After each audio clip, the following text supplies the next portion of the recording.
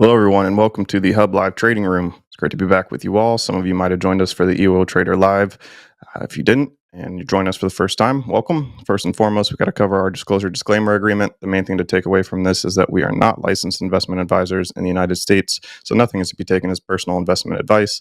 It's available on our website at all times, so please feel free to read it in detail at your leisure. Other than that, let's get right back into the topics that we were just previously discussing in EWO Trader Live, and that is the fear of recession. So, Rob, I'll let you take it away from here. Sounds good, Zach. Long time no see. Welcome, everyone, to the HUBB Live Trading Room that may not have joined us for the EWO Trader Live. So let's get a quick update on what's going on in the markets. It's all about recessionary worries now. There's been some people talking about GDP estimates coming down as the transition makes sense back to the U.S. In manufacturing, which is what President Trump wants. He wants everything to be made in the U.S. Well, that can't happen overnight. And so if you slow manufacturing overseas and start to build plants, you can't build those overnight either. So the concern is that this transitionary period is going to create a bit of a GDP problem, and we might actually see a recession. If you weren't with us at the EWO Trader Live, a recession is technically identified as 2 consecutive quarters of negative GDP. One's not enough. You have to have 2 in a row. But that's possible because, as we said, it takes a while to go through this transition. So a little bit of concern there. And then, of course, the stagflation thing. If inflation does remain stubborn, then that adds to the woes, and it puts the Fed in a real difficult place. Can they cut rates into a weakening economy? They said they would if the labor market weakened, but if inflation doesn't come down anymore and we start to see cracks in the economy and recessionary figures, what do they do then? Do they cut rates because the economy is getting weak, or do they stay the course with the pause and allow the economy to weaken, and therefore the markets would weaken? Let's go back to real quickly here an intraday chart. We looked at this. We do have a 5-wave pattern, and as I condense this in to get the Elliott wave algorithm, you can see that we're in a wave 5 to the downside here. We haven't quite made it down towards the tap box, which is a little bit concerning, although we are outside the time frame.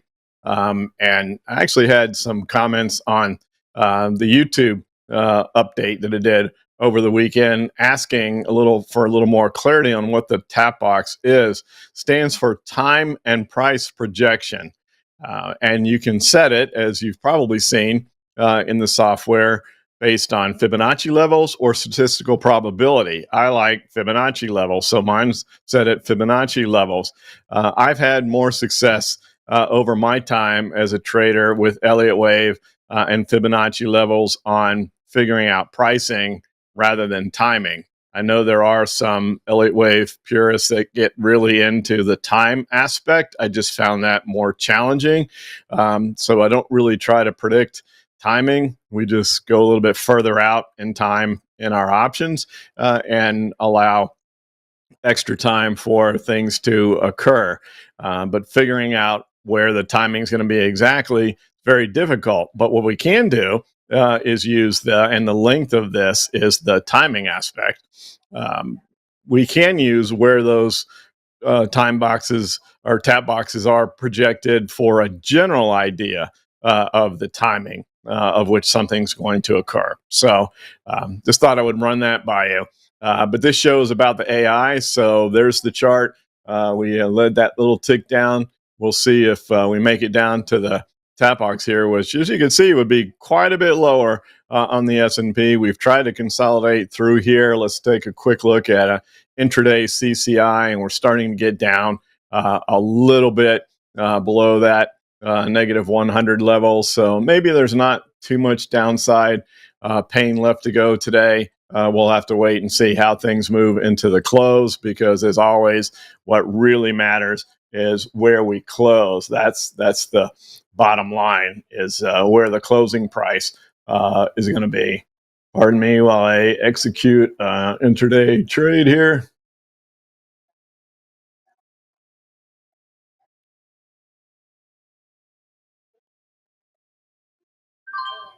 So as I mentioned, you can trade Elliott wave on these intraday charts. That's what I just did. So not convinced we're going all the way down to that wave 5. We'll see, but that was a nice little grab there in a short period of time, and that all occurred between the Ewo Trader live show and this show.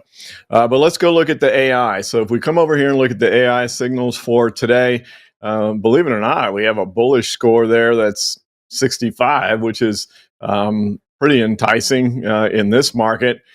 You can see it's on Lantheus Holdings. Not super familiar with this company. Pretty vertical move up. It's having a really nice day today. I don't know what they do. Go look at it a little closer. Not sure we want to get too aggressive on anything bullish just yet. I am going to jump back real quickly to the SPY because we are getting just a little bit oversold here, as you can see right here. From the 10-day moving average. So you would expect to see at least a short-term bounce. And I also noted during the EWO show that the Elliott wave pattern has gone away. So another relabeling, which means this is likely an impulse pattern to the downside. So maybe this is an A wave. At some point, we would form the B wave, and then we would look for further downside if that indeed plays out. But we'll just wait and see how that works over the next couple of trading days. So back to the AI signals, even though this one looks pretty good, see the problem is the VIX is moving up today. And so if you go and trade the higher movement on the VIX at this point, you actually would have more volatility priced into the call options as well. And if you price more volatility into the calls, and we do get a bounce, then that volatility comes out rather dramatically. This question was actually asked by Constantine during the EWO live show, and that's when you go to spreads. So we're getting into an environment where if you have heightened volatility, but you are bullish, you don't want to just buy calls on heightened volatility, because if the volatility comes out, that counteracts the gain that you would be making on the delta gamma relationship. So heightened volatility and being bullish, that's when you do spreads. Straight calls are great when the volatility is lower, but not when it gets a bit elevated. But right now, with that separation from the 10-day moving average and the VIX ticking up, it's challenging to even make a stretch. You know, we'll go down to about 70% on these AI scores. 65 is a little too low, even though it's still working out really, really well. One that might be interesting from the fade standpoint, which is what I've been talking about over the last couple of weeks, as you can see, there was only a 21% chance that Jack Henry and Associates was going to make it up to its target. It's separated from the 10-day moving average, and the potential for that to come back down and be a failure and not reach that target is pretty high. So for me, this one looks quite interesting as a fade trade in this choppy market that we have. So let's go ahead and bring up a chart of the options and see what they look like, if there's any opportunity here. And unfortunately, it's fairly thinly traded. You can see that we have very little open interest in these puts, and these are the near month puts. So switch this over to Delta. Remember that if we're looking for puts, we'd be on the right side of the chart, not the left for calls, and just really not a lot of open interest and a mile wide spread. So nothing we can do in March. And if we don't have a good open interest in March, which is the near month option, probably not going to have it going further out. And that's exactly how this plays out. So that would have been a very attractive downside trade. So fading a low bullish signal in a choppy bad market, that's what we want. Those are the signals that we'll be looking for, but we just don't have the open interest to take advantage of it. So a great potential opportunity, but nothing that we can do about it, unfortunately. So let's go look and see what's going on the bearish side of things. And then when you see Etsy, if the consumer is going to weaken, gosh, that's pretty enticing. It's only a 62 score, though, and that's a little bit low from what we would like to look at as well. You can see that we bounced up. We hit the 10-day moving average on the high of the day. So, there's a view that people are going to be, the consumers going to be finding other ways to spend their money, looking for, the cheap alternatives to higher end retail. But with a score of 62, that's just too low to go to the downside. But seeing it touching the 50-day moving average feels like that would be a pretty good entry to come down. But if we were a little cautious on 65, we definitely can't go down to 62. We can come down here on the bearish side and look at HPE, Hewlett-Packard, and you can see this move to the downside here. Would we fade this back to the upside?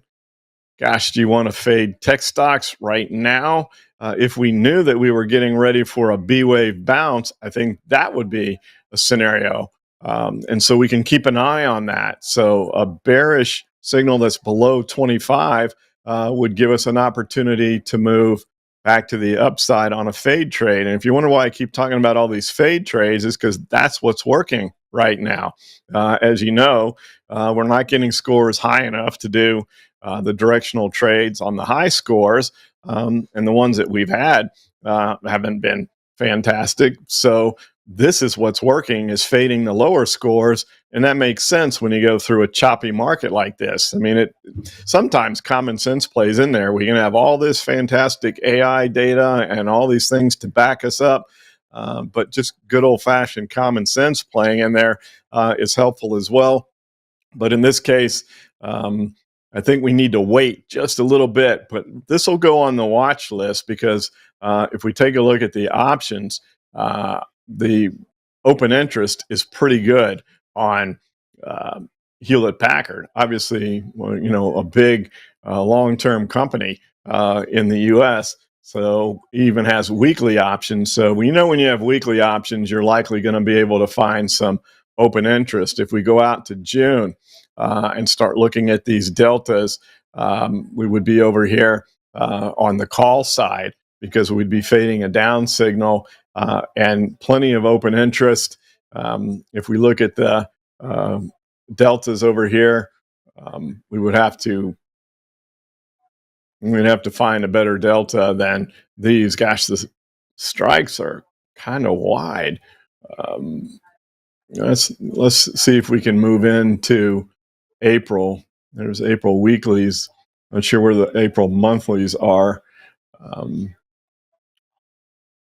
So March 28th for a quick bounce, and struggling to find good deltas there too. So maybe there's not an opportunity there on Hewlett-Packard. I was a little more optimistic than that on what might be available from a liquidity standpoint. So we will continue to monitor this, but maybe that's not a possibility. And then we have TJX, which TJ Maxx, same type of scenario here, a discount retailer. So, that might make sense to fade that one on a bounce back to the upside. Doesn't look quite as enticing. The score is above 25. And there's not quite as much separation from the 10-day moving average. So we would need a full-blown confirmation of a B-wave bounce here. And basically, all we've done, as I go back to the intraday chart here, is ticked a bit lower since we started here. Getting a little bit of a bounce right now, but we'll see how the close appears on the market. A little bit skeptical on the separation from the 10-day moving average. Remember that rule, no security in any time frame. You can get too far from the 10-day moving average for too long. We can get a little more extended on the downside than the upside, just because fear comes in and markets can move down so quickly, you can get a little more separation. But we're starting to get to that area. And since this is relabeled and this is likely an A wave, at some point we would get the B wave bounce. The one thing I've satisfied how to figure out where the wave 3 is going to go using zigzags, but the one thing that you just really can't figure out in the world of Elliott wave is where an A wave impulse constructing a zigzag, a flat, a triangle, any of the corrective patterns, very difficult to figure out where the A wave is going to end. So that's where you just have to be a little patient and wait for the corrective move. And then we go in determining from there, is the B wave correct? Because every single one of those flat zigzags or triangles are all going to have a B wave correction. And then you have to figure out which of the corrective patterns are we building here. And so we'll wait and see. Now let's go ahead back to the AI and see what we have going on the sideways. And there's 3 potentials. And just, when the volatility gets heightened, we have seen this before in the time strategy. When the volatility of the market is heightened, the scores go down, even though we're getting every single day, we're getting drop, sideways after drop candidates, but the scores are lower. And that's because the big macros are figured in to the AI. Look at that. That's a wild looking bar, isn't it? The high is at the upper boundary and the low is at the lower boundary. So basically the AI is saying, yeah, we're going to stay somewhere between that high and low, which makes a lot of sense. And that becomes tempting. It's a low dollar stock, so putting on an option trade is probably challenging. Just curious here to see what the signals may be. And yeah, not a whole lot going on. We'd be over here on the put side looking for some sort of, and there's no good deltas here. At the money would be at $5, and there's no premium to sell. Even with that big drop, you're not going to create a calendar spread for 15 cents. It's not enough. And if you're wondering what's the minimum amount to sell, 30 to 35 cents is the minimum that you want on the sell leg of a calendar spread. So if you can't get 30 to 35 cents, it's not worth it. Just don't worry about it. Don't put that on. And that's kind of where we're sitting here on NCMI. Another one I'm not really too familiar with, National Cinemedia. I guess it has something to do with movies, maybe streaming, something I'm not really sure what that actually is, but set up there for potential sideways. Would love to see something along these lines, but we can't do it. And 47 is just too low of a score. So then what we've talked about on these sideways is fading those. So you get a low signal on a sideways. What does a fade of a sideways mean? That means it's likely to break up out of one of the boundaries to the upside or the downside. And those are quite interesting right now as well with the added volatility. But the score is just not quite low enough. At 30, that's not low enough to say, okay, we could fade that. The data scientists are very emphatic that below 25, that's when you want to look for a fade trade to go the opposite way. So 30 is a little too high, and we got maybe a doji forming today, which could be interesting, but you need a signal below 25, but we're going to watch those as well. So the alerts that are going to be coming out over the next several days or next couple of weeks, I would surmise are probably going to be these fading positions. So I want to make you aware of that so that when you see them come out and you're wondering, what are we doing? That's what we're looking at. So unfortunately, this one with the Jack Henry on the bearish side, the options just weren't what we wanted. And if we had more open interest, you got a zero bid here. That's even though there's 111 open contracts, it's likely going to change. If somebody trades it, we'll probably get a bid there, but an 11 delta is just too low. And if we come down here to where the deltas make sense, the spreads are just too wide. So, there will be opportunities on other positions along these lines. So that's the mode. That's what we're looking for. Those are the opportunities that we're looking for.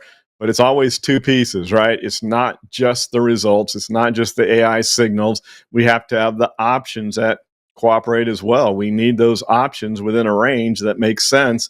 And I've given you the rules. The spread, you don't want it to be more than 10% of the ask price or the bid price, depending on whether you're buying or selling. So that gives you an idea there. We want 100 contracts or more. All those rules that we've talked about. So not much else to talk about on the AI side other than wanting to let you know that spending more time looking at these fades than the signals, because with this kind of volatility, it's unlikely that we're going to get too many of these AI signals with scores at 75 or above. Perhaps after today, if the market does close lower and we've got a ways to go into the close, we're getting a little bit of a bounce here in the market, a tiny bit. But if we get just a really low close into the end of the day, perhaps we start to see these bearish signals above 70 in the 75 area, and we'll just have flat on bearish trades. I would love to see that, but we'll see. The AI is going to kind of give us an idea on when this B wave correction bounce may start. So even though we're separated from the 10-day moving average, and you think probably sooner rather than later we'd get a bounce, but we can stay a little oversold a little longer. In other words, we could have another day or two like this before we really start looking for a bounce, or perhaps we rally into the close. So we're nearing 1:30 in the afternoon. We've still got a couple hours before the close, and we'll watch closely and see where that occurs. The other thing we'll be watching, just as another note here, you saw this at the Evo show at 11, is that the fact that we're breaking the support level at 570. Notice that we were able to close above it on Friday, but we're not at this point in time going to be able to rally back. So unless we have one heck of a rally into the close today, we will have one close below support.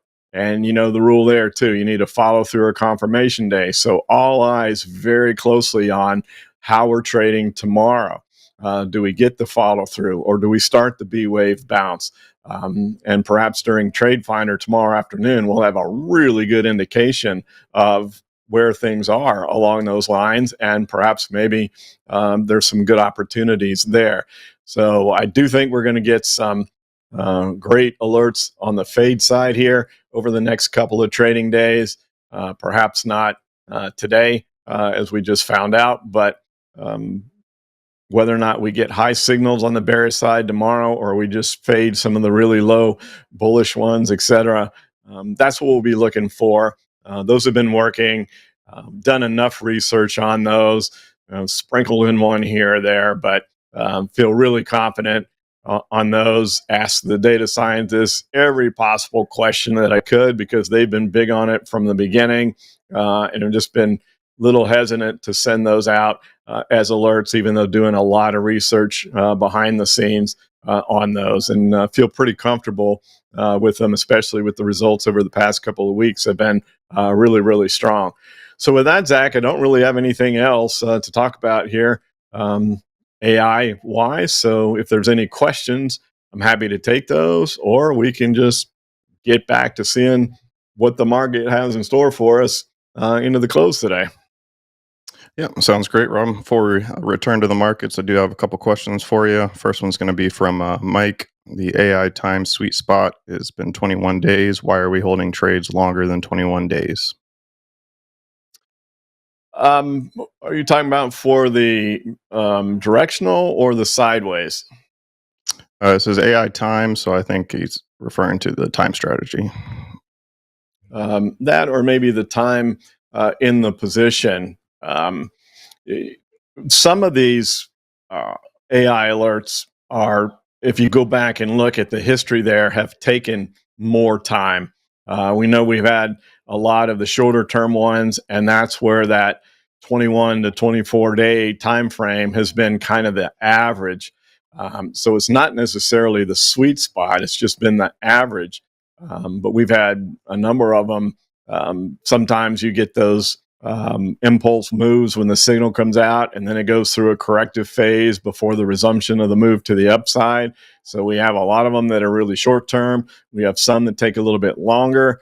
So just trying to give the signals plenty of time to move. But some of those that are really breaking down probably don't have enough time in those. So may just close.